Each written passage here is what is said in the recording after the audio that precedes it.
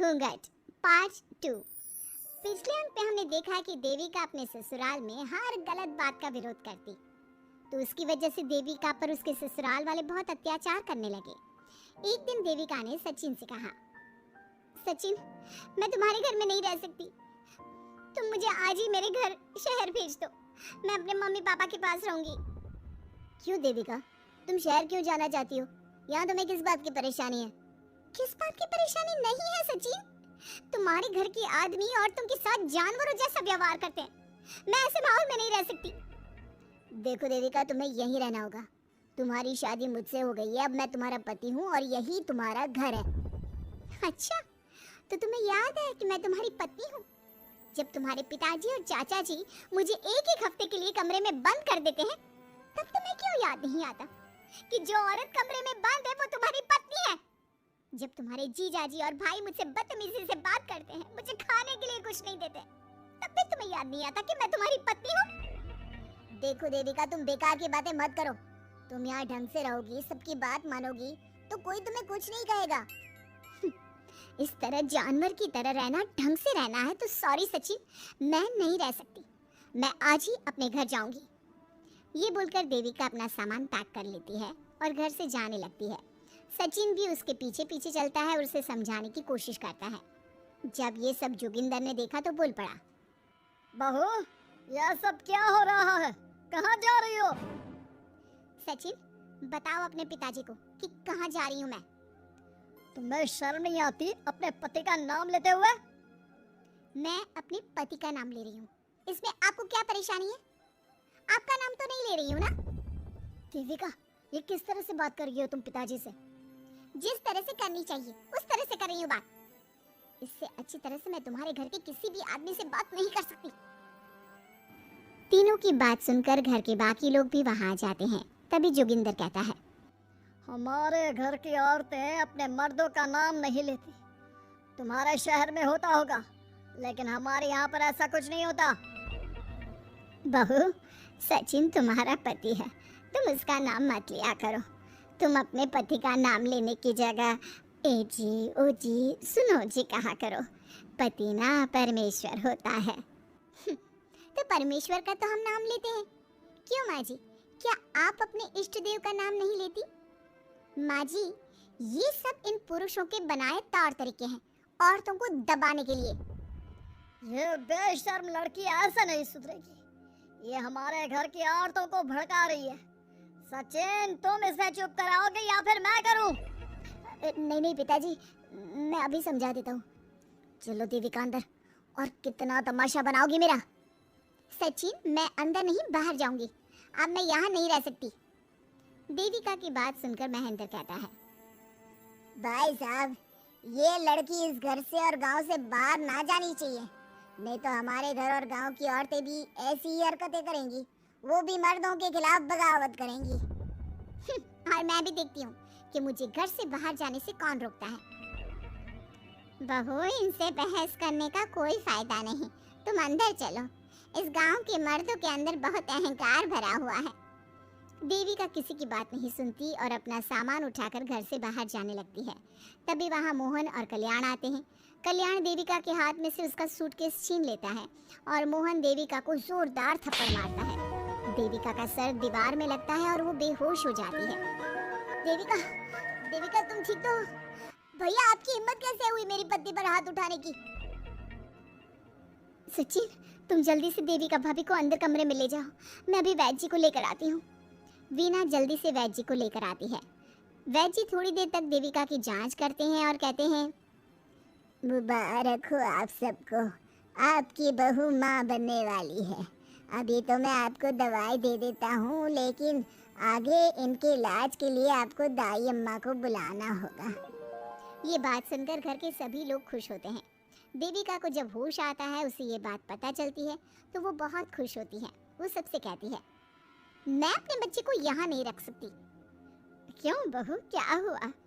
अब तुम ये सब बातें मत सोचो, तुम्हें आराम करना चाहिए। नहीं माँ जी, आप नहीं समझ रही।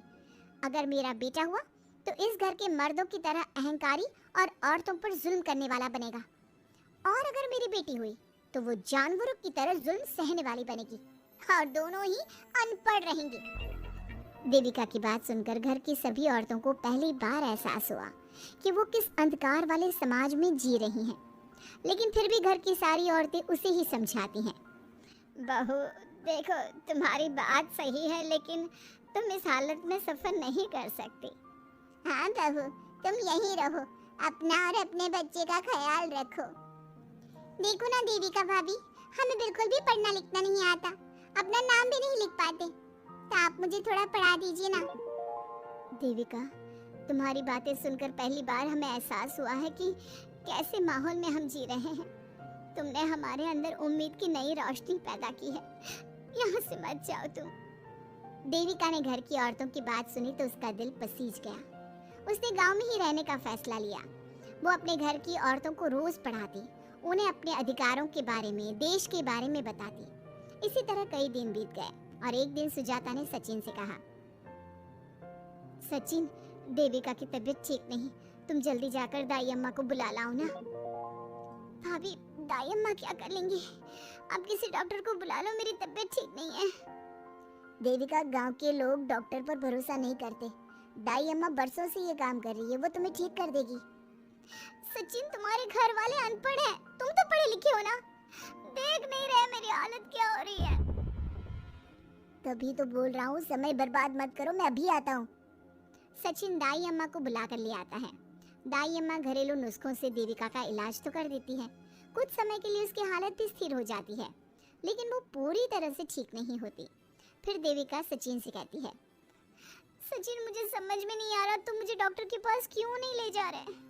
मैं माँ बनने वाली हूँ और मुझे ये भी नहीं पता कि मेरा हेमोग्लोबिन कितना है। दाई अम्मा कर रही है ना तुम्हारा इलाज, लेकिन दाई अम्मा को कुछ समझ में ही नहीं आ रहा कि मेरे साथ क्या हो रहा है। अगर देखो तुम मुझे नहीं लेकर गए ना, तो मैं खुद ही चली जाऊंगी। अगले दिन देविका की तबीयत दोबारा बिगड़ जाती है और दाई अम्मा के किसी भी नुस्खे से वो ठीक नहीं हो रही थी। देविका ने सारी हिम्मत जुटाई और वो अकेले ही डॉक्टर के पास जाने लगी। उसे देखकर मोहन कहता है, बहू, इस हालत में कहाँ जा रही हो? आप लोगों के भरोसे रही ना, तो आप लोग मुझे मार ही डालोगे। डॉक्टर के पास जा रही हूँ मैं। बहू, तेरा दिमाग तो ठिकाने पर है। हमारे घर की औरतें मर्दों से इलाज नहीं कराती। हे भगवान, इन जाहिल लोगों को मैं कैसे समझाऊं? डॉक्टर औरतें भी होती हैं। बहू, तो हमें पागल मत बना, हमने तो कभी कोई महिला डॉक्टर नहीं देखी। तू झूठ बोलकर निकलना चाहती है ना? इस गांव की सरहद से आप लोग कभी बाहर नहीं गए ना, इसलिए आप लोगों को नहीं पता कि महिलाएं डॉक्टर के अलावा क्या क्या है। ए लड़की, तुझसे तमीज से बात कर रहे हैं तो तू ज्यादा हवा में मत उड़। बोला ना एक बार, चल अंदर जा। चाचा जी, मैं अंदर नहीं जाऊंगी, डॉक्टर के पास जाऊंगी। मेरा इलाज सिर्फ डॉक्टर ही कर सकता है।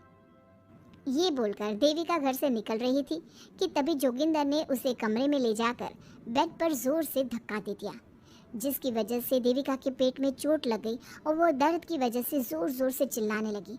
ये देखकर घर की सारी औरतें देविका को संभालने लगी। देविका, हिम्मत रखो, सब ठीक हो जाएगा। देविका भाभी, आप ठीक हो ना? माँ, कुछ करिए ना, भाभी की तबीयत बहुत खराब हो रही है। लेकिन मैं क्या कर सकती हूँ? भाभी, कुछ तो करो, कहीं बहू को कुछ हो ना जाए।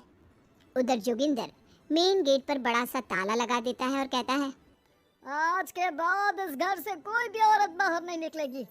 देविका का बच्चा भी इसी घर में होगा, ये जिंदा रहे या मर जाए। जोगिंदर की बात सुनकर सभी औरतें बाहर आती हैं। जब विमला को इस बात का एहसास हो जाता है कि जोगिंदर देविका को डॉक्टर के पास किसी कीमत पर नहीं जाने देगा, तब विमला पहली बार अपना घूंघट उठाकर तेज आवाज में कहती है, मैं भी देखती हूँ देविका को डॉक्टर के पास जाने से कौन रोकता है। आज देविका डॉक्टर के पास जाकर रहेगी। देविका की सास का घूंघट आखिरकार उतर ही गया। घर के आदमियों ने पहली बार विमला का ये रूप देखा था और उसकी तेज आवाज पहली बार सुनी थी। क्या विमला अपनी बहू की जान बचा पाएगी या जोगिंदर अपनी पत्नी की आवाज भी दबा देगा? ये जानने के लिए हमारे अगले एपिसोड का इंतजार कीजिए और हमें कमेंट में ये भी बताइए कि घर की औरतों को आगे क्या कदम उठाना चाहिए।